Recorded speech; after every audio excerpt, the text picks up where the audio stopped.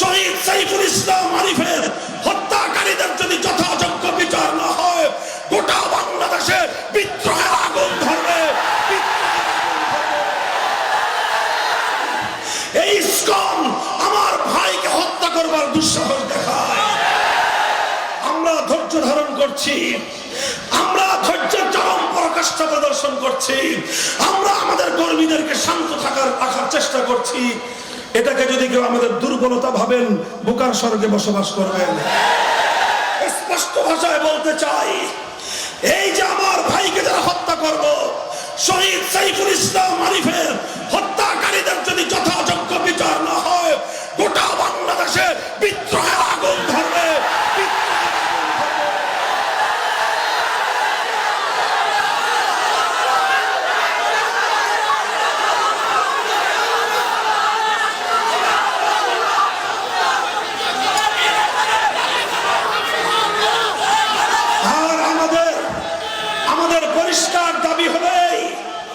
শুনেন, লক্ষ্য করে শুনেন, সংবিধান সংস্কারের জন্য দেশের বিশিষ্ট জনদের কাছ থেকে মতামত নেওয়া হচ্ছে। আলেম ওলামারা নানা ধরনের মতামত লিখিত আকারে অনেক সুন্দর করে সাহিত্যপূর্ণ ভাষায় এটাকে প্রসপেক্টাস আকারে তৈরি করে সব সাবমিট করেছে, দাখিল করেছে। এগুলো নিয়ে বুঝবার চেষ্টা করেন। আমি স্পষ্ট ভাষায় একটা কথা ওপেন মঞ্চে আলেম সমাজের পক্ষ থেকে বলতে চাই, এদেশের তাওহীদি জনতার হৃদয়ের সেই গুঞ্জরণ, শত বছরের অপ্রাপ্তির সেই বেদনার কথা আমার কণ্ঠে আগুন হিসেবে আমি ধরাতে চাই। আমি বলতে চাই, আজ বাংলাদেশের নতুন সংবিধানে একটা ধারা সংযুক্ত হতে হবে। ভাষা কি হবে, ভাষা আমি সিলেক্ট করে দিব না, কিন্তু মর্মটা আমরা স্পষ্ট বলতে চাই। মুসলমানদের দেশে সংবিধানের মধ্যে একটা ধারা থাকতে হবে। সেই ধারাটা হলো এই সংবিধানের আলোকে আল্লাহর আইনের বিরুদ্ধে, কোরআন সুন্নাহর আইনের বিরুদ্ধে যদি কোনো আইন থেকে থাকে, যদি কোনো নীতিমালা থেকে থাকে, যে কোনো বিধান থেকে থাকে, কোরআন সুন্নাহ বিরোধী যে কোনো নীতি, আইন, বিধান বাতিল বলে গণ্য হবে। সংবিধানে 90% মুসলমানদের দেশের সংবিধানে আমরা আল্লাহর সার্বভৌমত্ব কার্যকর দেখতে চাই। আমরা শিরককে উৎখাত করে তাওহীদের আলোতে মুসলমানদের সংবিধান আমরা দেখতে চাই। এটা আমরা বলতেছি, বলতে থাকবো। এটা হলো আমাদের আগস্ট বিপ্লবের পরবর্তী বাংলাদেশে আমাদের সবচেয়ে বড় দাবি। এই দাবিটা ভালো ভালো মানেন, আমরা ভালো থাকবো, আপনারা ভালো থাকবেন ইনশাআল্লাহ। পরাশক্তির ভয় পেয়ে লাভ নাই, বহির শক্তির ভয় পেয়ে লাভ নাই। বহির শক্তির জুজুর ভয়ে 15টা বছর বাংলার মানুষের অধিকারকে দুধের নিচে পিষ্ট করা হয়েছে। বহির শক্তির আধিপত্যবাদের কারণে বাংলাদেশের মানুষ 15 বছর পর্যন্ত অর্থনৈতিক এবং ভোটাধিকার থেকে বঞ্চিত হয়েছে। শক্তির ইন্ধনে আমার বাংলার খেটে খাওয়া মজদুর, বাংলাদেশের প্রবাসীদের মাথার ঘাম পায়ে ফেলানো লক্ষ লক্ষ কোটি টাকা পাচার করা হয়েছে। আমার বাংলাদেশকে ভিনদেশী প্রভুদের ইশারায় তলবিহীন ঝুড়িতে পরিণত করা হয়েছে। কাজেই বিদেশি প্রভুদেরকে আর তোয়াজ করে লাভ নাই। দেশের জনগণের অভিপ্রায়কে সম্মান দেওয়ার চেষ্টা করুন। আগস্ট বিপ্লব, কেউ বলতে পারেন হুজুর আগস্টের বিপ্লব কি ইসলামী বিপ্লব হয়েছে? আমি বলবো, যদিও আগস্টের বিপ্লবকে আমি এই মুহূর্তেই পূর্ণাঙ্গ ইসলামী বিপ্লব বলতে চাই না, তবে আমি অবশ্যই বলবো, সূর্য উদয়ের আগে যেরকম সুবহে সাদেক হয়, সুবহে সাদেকের আলো দেখলে দুনিয়ার মানুষ বুঝে যায় আর কিছুক্ষণ পরেই সূর্যের উদয় ঘটবে। 5ই আগস্টের বিপ্লব ইসলামী বিপ্লবের সূর্যোদয় হয়নি, তবে ইসলামী বিপ্লবের সূর্যোদয়ের আগে 5ই আগস্ট নতুন সুবহে জাদিদ হিসেবে আবির্ভূত হয়েছে। এখান থেকে প্রমাণিত হয়েছে এখন শুধুমাত্র বাংলার কওমি মাদ্রাসার ছাত্র নয়, বাংলাদেশের প্রতিটি পাবলিক বিশ্ববিদ্যালয়ে আল্লাহর জমিনে আল্লাহর দ্বীন বাস্তবায়ন করার সৈনিক তৈরি হয়ে গিয়েছে। সুতরাং আমাদের এই কথা দাবি হিসেবে যদি গ্রহণযোগ্য না হয়, প্রশ্ন করতে পারেন কি করবেন? পরিষ্কার কথা বলে যাই, আল্লাহর কোরআনের রাজ কায়েম করার জন্য, আল্লাহর জমিনে আল্লাহর কোরআনের সংবিধান বাস্তবায়ন করার জন্য প্রয়োজনে আমরা যুদ্ধ করব, যুদ্ধ করব,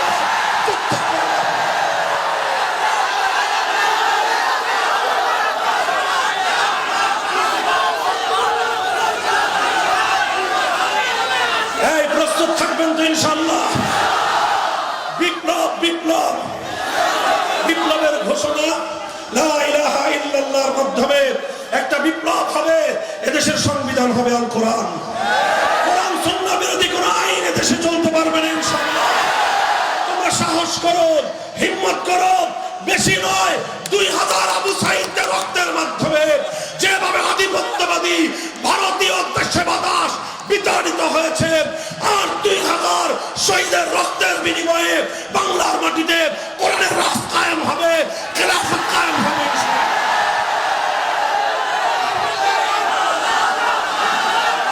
হ্যাঁ, প্রস্তুত থাকবেন তো ইনশাআল্লাহ? চোখের অস্ত্র দিয়ে আল্লাহর কাছে কান্নাকাটি করবেন, গায়ের ঘাম ঝরিয়ে মেহনত করবেন।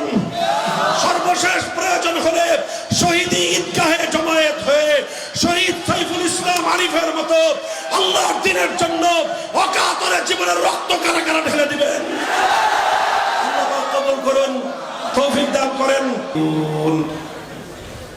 يريدون أن يتحاكموا إلى الطاغوت وقد أمروا أن يكفروا به ويريد الشيطان أن يضلهم ضلالا بعيدا. بارك الله لنا ولكم في القرآن العظيم ونفعنا وإياكم بالآيات والذكر الحكيم. اللهم صل على محمد وعلى آل محمد كما صليت على إبراهيم وعلى آل إبراهيم إنك حميد مجيد. اللهم بارك على محمد وعلى آل محمد كما باركت على إبراهيم وعلى آل إبراهيم إنك حميد مجيد. বাংলাদেশের অন্যতম শীর্ষ দ্বীনি বিদ্যাপীঠ, ঐতিহ্যের লালন কেন্দ্র জামিয়া ইসলামিয়া পটিয়ার 85তম আজিমুসান সালানা জলসার 2 দিনের প্রথম দিবসে শেষ লগনে আল্লাহ আমাদেরকে উপনীত করেছেন। হযরত উলামায়ে কেরাম, বুজুর্গানে দ্বীন, আকাবিরিনে দ্বীনের স্মৃতিধন্য এই মাজমা, আল্লাহ পাকের নেহায়াত মেহেরবানি যে তিনি আমাদেরকে এই বরকত পরশিত জামিয়ার পবিত্র অঙ্গনে একত্রিত হওয়ার তৌফিক দিয়েছেন। রব্বে কারীমের দরবারে কালিমাতুশ শুকরের হাদিয়া পেশ করে আলহামদুলিল্লাহ। মুহতারাম হাজিরিন, হযরত উলামায়ে কেরামের কাছ থেকে আপনারা অনেক কথা শুনেছেন। জামিয়া ইসলামিয়ার পটিয়ার মঞ্চে জীবনে প্রথমবারের মতো আপনাদের সাথে কিছু খিতাব করার সৌভাগ্য আমি অর্জন করলাম। এই জামিয়া দীর্ঘদিন ধরে যাতায়াত, আল্লামা হারুন ইসলামাবাদী রহমতুল্লাহ আলাইহির সঙ্গে আত্মীয়তার সূত্রে বহুবার এখানে যাতায়াত হয়েছে। আমরা এই জামিয়া ইসলামিয়াকে, জামিয়া পটিয়াকে আমাদের হৃদয়ে ধারণ করি এবং নিজেদের আপন প্রতিষ্ঠান হিসাবেই হৃদয়ের গহীনে এই জামিয়ার জন্য আমরা একটা পুলক এবং ভালোবাসা অনুভব করি। আল্লাহ পাক এই সকল বড় বড় আকাবিরিনদের নসল এবং খানদানকে এবং তাদের ধারাকে পরস্পর সংযুক্ত থেকে আল্লাহর দ্বীনের কার্যক্রম অব্যাহত রাখার তৌফিক দান করেন। আমি আপনাদের সম্মুখে পবিত্র কোরআনে পাকের সূরাতুন নিসার 60 নম্বর আয়াতটি তেলাওয়াত করেছি। সুদীর্ঘ আলোকপাতের সুযোগ নেই, গভীর রাত্রিতে সংক্ষিপ্ত পরিসরে বর্তমান সময়ের আমাদের জাতীয় জীবনের যে গুরুত্বপূর্ণ প্রেক্ষাপট, সেই প্রেক্ষাপটকে সামনে রেখে কিছু কথা আমি আরজ করব। আপনারা বিভিন্ন মাধ্যমে, বিশেষ করে যোগাযোগ মাধ্যম, সামাজিক যোগাযোগ মাধ্যমে আমাদের বক্তব্য হয়তো শোনার সুযোগ আপনাদের হয়, শুনে থাকেন, এবং আমি কি ধরনের কথা সাধারণত বলি সেটাও আপনাদের অনেকেরই জানা আছে। নানা বিষয়ে উলামায়ে কেরাম কথা বলেন। দ্বীন এবং ইসলামের প্রত্যেকটা শোবার সম্পর্কে জাতিকে সঠিক দিক নির্দেশনা দেওয়া উলামায়ে কেরামের মজমুই জিম্মাদারি। আমরা কেউ দ্বীনের এক একটা শোবা নিয়ে আমরা এক একজন কাজ করি, এক একজন কথা বলি। সেই সূত্রে তাকসিমে কার, কর্মবন্টনের যে ফিতরি নিজাম, কর্মবন্টন এবং তাকসিমে কারের যে আল্লাহ পাক রব্বুল আলামিনের সৃষ্টিগত যেই সিস্টেম, সেই ধারায় সাধারণত সমাজ এবং রাষ্ট্রের অসঙ্গতির বিষয়গুলোকে চোখে আঙ্গুল দিয়ে দেখিয়ে দেওয়াকে আমি আমার নিজের জীবনের অন্যতম ব্রত হিসেবে গ্রহণ করেছি। এবং আমি আপনাদের কাছে দোয়া চাই, যদিও এই কাজটা অনেক কঠিন কাজ, আল্লাহ পাক রব্বুল আলামিনের সাহায্যে এ পর্যন্ত করে আসছি। আগামী দিনেও আমাদের বড়দের তত্ত্বাবধানে, তাদের দিক নির্দেশনায় এ দায়িত্ব যেন সুচারুরূপে আঞ্জাম দিয়ে যেতে পারি। আল্লাহ যেন আমাকে হকের পথে অটল এবং অবিচল রাখেন। সমাজ এবং জাতীয় জীবনের গুরুত্বপূর্ণ বিষয়গুলোতে উলামায়ে কেরামের পক্ষ থেকে দিক নির্দেশনা যদি না থাকে, তাহলে কওম এবং মিল্লাত গভীর সংকটে নিপতিত হবে। মানুষ একসময় বাতিলকে হক মনে করতে আরম্ভ করবে এবং মানুষ একসময় তাদের জাতীয় জীবন থেকে ইসলামকে নির্বাসনে পাঠিয়ে দিবে। জাতীয় জীবনে যখন ইসলাম নির্বাসিত হবে, ব্যক্তিগত জীবনে ধর্ম এবং দ্বীন পালন করা সম্ভব হবে না।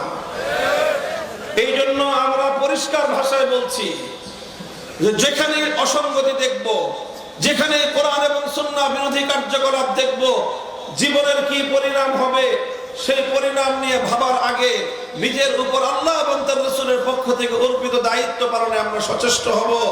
সমাজ এবং রাষ্ট্রের যে কোনো অসঙ্গতির বিষয়ে আমরা কথা বলবো, রাষ্ট্র এবং রাজনীতি নিয়ে কথা বলবো। অন্যায় এবং অবিচার দেখলে প্রতিবাদ আমরা করবই। কোরআন সুন্নাহ বিরোধী কার্যকলাপ হলে জীবনের পরিণাম কি হবে ভাববার সুযোগ আমাদের নাই। সে বিষয়ে অন্যায়ের প্রতিবাদ করাই আমাদের জিম্মেদারি।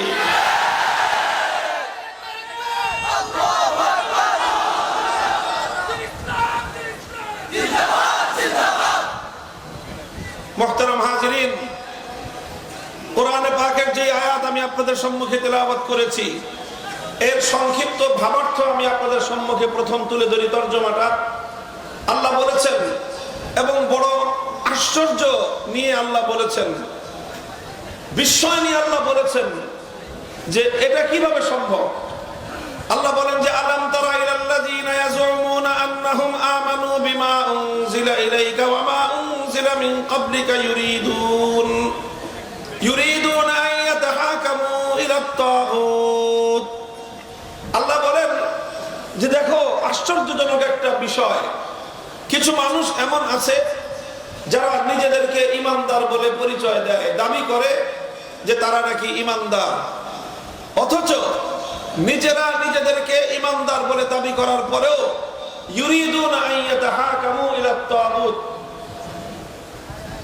তারা তাগুতের কাছে বিচার চায়, তারা তাগুতের কাছে সিদ্ধান্ত চায়, তারা তাগুতের কাছে ফয়সালা চায়। আল্লাহর কোরআনের এই আয়াতের মর্ম এবং ভঙ্গি হলো এই যে যারা আল্লাহর উপর ঈমানদার হতে পারে তারা কোনোদিন তাগুতের সিদ্ধান্ত মানতে পারে না। একজন মানুষ আল্লাহর উপরেও ঈমানদার হবে, তাগুতের সিদ্ধান্ত মানবে, আল্লাহর উপর বিশ্বাসী হবে, তাগুতকে মেনে নিবে। আলো আর অন্ধকার যেমন একত্রিত হতে পারে না, রাত আর দিন যেমন একত্রিত হতে পারে না, আল্লাহর উপর একত্ববাদে বিশ্বাসী ঈমানদার কোশ্চিনকালেও তাগুতকে মেনে নিতে পারে না। এটাই কোরআনের এই আয়াতের অর্থ। শুধু এই আয়াত নয়, কোরআনে পাকের সূরাতুল বাকারা আরো বিভিন্ন জায়গায়, অনেক জায়গায় একই মর্ম আল্লাহ পাক রব্বুল আলামিন বিভিন্ন আঙ্গিকে বর্ণনা করেছেন। আল্লাহ বলেছেন, قد تبين الرشد من الغي فمن يكفر بالطاغوت ويؤمن بالله فقد استمسك بالعروة الوثقى تبين الرشد من الغي। সত্য এবং মিথ্যা স্পষ্ট, হক এবং বাতিল স্পষ্ট, সঠিক পথ এবং ভুল পথ স্পষ্ট।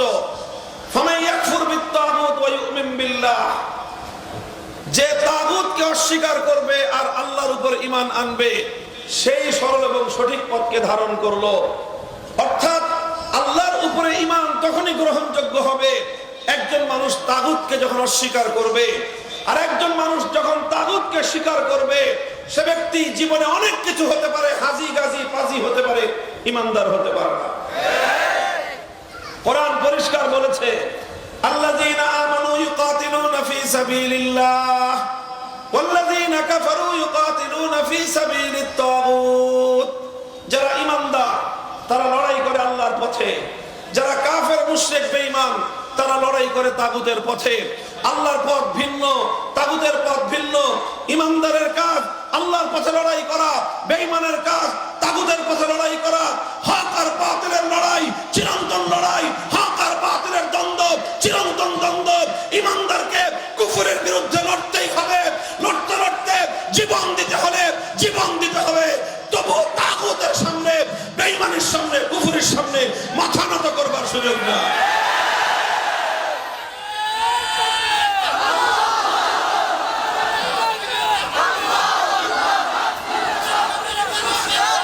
মুহতারাম হাজিরিন, কথার একটা ঐতিহাসিক সূত্র ধরে আমি এই বিষয়ে কিছু কথা বলবো। সেই আলোচনায় যাওয়ার আগে আমাকে তাগুতের পরিচয় দিতে হবে। কোরআনে পাকের বহুল ব্যবহৃত একটা শব্দ হলো আত-তাগুত। মা হুয়া আত-তাগুত, মা মানা আত-তাগুত, এর ডেফিনিশন, এর সঙ্গে এবং এর পরিচয় সকল মুফাসসিরিনগণ আলোচনা করেছেন। কাদিমান ওয়া হাদিসান, সাহাবায়ে কেরামের যুগ থেকে নিয়ে বর্তমান কালের কোরআন গবেষক এবং মুফাসসিরিনে কেরামগণ, তারা সকলে তাগুতের যেই পরিচয় দিয়েছেন সেই পরিচয়ের সারমর্ম হলো এই। প্রথমে বুঝেন গায়রুল্লাহ, বুঝেন আপনারা? বুঝেন গায়রুল্লাহ? গায়রুল্লাহ মানে কি বলেন? গায়রুল্লাহ মানে কি? আল্লাহ ছাড়া। গায়রুল্লাহ মানে এই পৃথিবীতে আল্লাহ ছাড়া যা আছে সবই কি? আল্লাহ ছাড়া যা আছে সব গায়রুল্লাহ।